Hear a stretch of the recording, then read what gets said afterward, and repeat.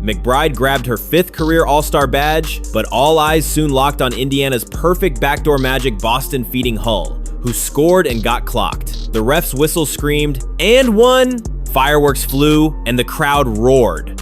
Reporters chased the heat. Career high tonight? How'd that first half feel, especially grabbing 18 in just 20 minutes? Hull owned the moment. It obviously feels good. For me, just playing with confidence. We're missing people, so everyone's got to do more. Be a little more aggressive offensively. That was my mindset going in, and it just feels good to see the ball go in. But the game would explode into chaos. Lexi Hull lit up Gainbridge Fieldhouse with the performance of her lifetime, but then the Fever's night took a nosedive. They coughed up a monster third quarter run and watched 2 more crucial teammates drop, Chloe BB and Odyssey Sims. That stacks a casualty list so brutal, even Caitlin Clark, Sophie Cunningham, Sydney Colson, and Ari McDonald weren't spared. 6 rotation players all gone in the middle of a playoff push. The fight was there, but mounting disappointment shadowed all the grit. Coach Stephanie White crowned Hull as aggressive, and Lexi admitted she was stepping up because the team simply had no other choice. But behind those tough words, the locker room was buzzing with questions. When would the coach finally make a change? Why was another halftime lead vanishing before our eyes? And here's the spark. What did Lexi Hull say that sent her team into overdrive? If you're pulling for Lexi and the Fever, drop a Lexi show. In the comments, let's get loud. July's All-Star lights were brightest right here in Indy, and Boston kept the fireworks coming, launching a 3 and drilling it. Lexi Hull buried a pair by the horn, but the free throw line haunted Smith all season long. Hull darted backdoor again, slammed the brakes, and laid it in. There's no doubt it was the Lexi Hull show. On a night where Indiana's roster was left bare, Hull delivered the best outing of her still young career. 23 points, 9 for 16 from the floor, 4 of 7 from deep, and nearly 37 minutes on the floor. Facing a Minnesota squad loaded with depth, Hull looked like nothing could faze her. She stepped up and made it count. Even the sideline banter turned wild. Lex, did you think you'd play nearly the whole game with all these injuries? Damn, you played 37 minutes. You played a lot too. Kills, when did you play? 35.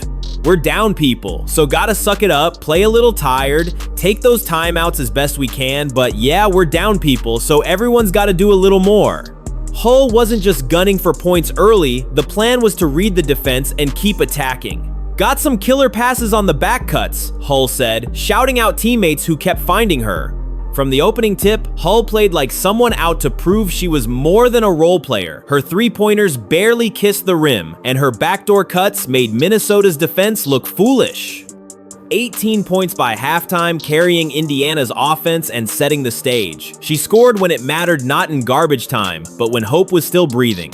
Chloe BB's injury meant even more pressure. Turner had to see the floor, and Hull just kept on bombing away from deep, a 3-point barrage. Aggressive? That's an understatement.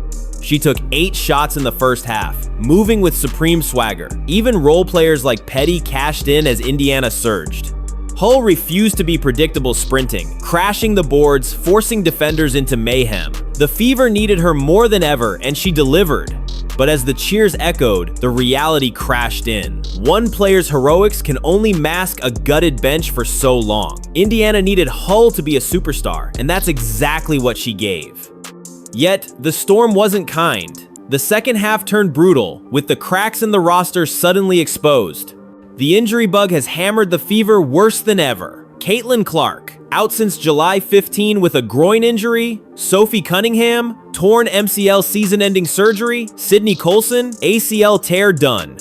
Ari McDonald, foot injury, shut down for the season. 4 gone before tip-off. But then it got even uglier. Chloe Bai felt knee soreness in warm-ups, held out as a precaution. Odyssey Sims exited for good after a fourth-quarter tweak, left awaiting results. That's 6 down. The Fever suddenly found themselves with no wings. Hull was the last one standing, and Indiana was forced to cobble together something from nothing. Coaches faced grilling. What do you know about Odyssey? She didn't return. No idea she'll be evaluated tomorrow. Nobody had answers. Petty, signed to a hardship deal just days earlier, was forced to come in and run the show despite barely unpacking her bags. Indiana's bench, thinnest in the league. The team had no choice but to roll the dice with anyone left. White didn't sugarcoat it. If Chloe can't go tonight, it's by committee. Bree Turner can guard 5 positions, but we need lineups that stretch the floor. If we can't get spacing, we better create something on defense, missed shots, turnovers, anything to spark transition. So everyone played out of position. Lexi Hull never got a real rest. Turner and Timpson were thrown into mismatches. Nobody could get into proper sets by the third quarter. They looked gassed. Even simple passes were late or wobbly. Boston worked like a machine to get inside looks, but the support wasn't there. White admitted, "We're integrating 2 new point guards mid-season, it shows. Defensively and offensively, we just aren't synced. Everything that used to click with Caitlin Clark now sputtered into awkward jumpers or turnovers. If you thought the third quarter couldn't get worse, think again. Indiana was outscored 32-7. The Lynx absolutely shredded the Fever with straight-line drives, offensive rebounds, and absolutely no mercy. Indiana's rotations lagged, box outs failed, and Boston was stranded fighting 2 or 3 Lynx under the rim. The coaching staff wouldn't or couldn't adjust. Defensive schemes stood still. Pressure vanished. Minnesota feasted. This keeps happening. Indiana builds a halftime lead, the opponents tweak their plan, and suddenly the Fever look frozen, no plan B in sight. The crowd saw it. Twitter exploded. Questions about head coach Stephanie White's in-game adjustments only got louder. Reporters pushed. When the run happens, how do you stop the bleeding? What more can the staff do? White replied, "Some comes down to timeouts, substitutions, but we don't have many of those. Mostly, it's attention to detail. We're trying to be like championship teams, who focus throughout the whole 40. That's what we're learning." White also admitted there were breakdowns in defensive communication. Turnovers killed momentum. Integrating new point guards means we're still rough around the edges. The context is real, but so is the fan frustration. Fans saw Boston double-teamed for what felt like eternity. Closeouts late. The same third quarter meltdown. Injuries make it tough, absolutely.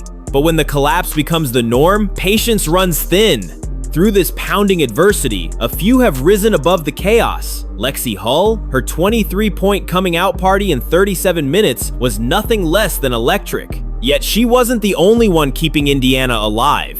Kelsey Mitchell, she once again proved she's the motor of the team, dropping 27 with 5 assists and 5 of 7 from deep. The Lynx tried to suffocate her and failed. Pre-game, teammates showed love, each rocking MVP Kelsey shirts. Afterward, Mitchell lit up talking about what that support means. "They make me feel like I'm important to them and vice versa. That value means everything to me." With Clark gone, Mitchell kept the Fever from folding. Trust me, she was their heartbeat. Boston's line wasn't gigantic, but 15 points and 6 big rebounds helped stabilize the paint. Sure, some talk criticized her D for not being dominant enough, but what else could she do with so little help inside? She fought for every board. Her hustle kept the margin smaller than it could have been.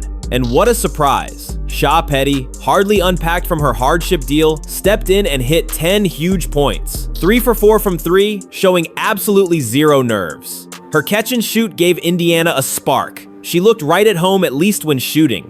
Running the full offense? Still a work in progress. Hull's fire, Mitchell's relentless attack, Boston's steadiness, and Petty's spark, these were the pieces that nearly willed the Fever past Minnesota's surge. Fans are asking, which of these unsung heroes deserves more minutes as the season slips toward the finish line? Who steps up next? Chime in below. But here's the brutal truth. Those flashes of hope weren't enough to erase what unraveled after halftime. Indiana's biggest collapse started with a coaching freeze. Decisions stalled. The Lynx pounced. The Fever watched another game slip as the night spun away. Coaches and players shared the agony. Our players battle every single game. It's just a couple minutes here and there. You've got to play all 40. But these women keep showing a special spirit. It would have been easy to fold in that third quarter, but they fought all the way back. No win, but the roots of something bigger are being planted. Their hearts and character will outlast these losses. The standings? Indiana is barely clinging to 6th place, half a game out of 7th, a game and a half from 9th. Every close loss now is a crack in the playoff window. Every night, the stakes get higher. So let's settle it. Who's really at fault for these wild collapses? Is the coaching too slow to adjust? Or has the injury bug just made this roster impossible to judge? Let's hear your take in the comments below. But one thing is certain, Lexi Hull's breakthrough wasn't just about box scores. She finally became the difference maker Indiana needed, right when hope teetered on the edge. Along with Mitchell's fire and Boston's consistency, the Fever finally glimpsed a building block for the future, but there's no time for moral victories. The Fever face Minnesota again. Sunday, back-to-back L's could erase their playoff pulse altogether.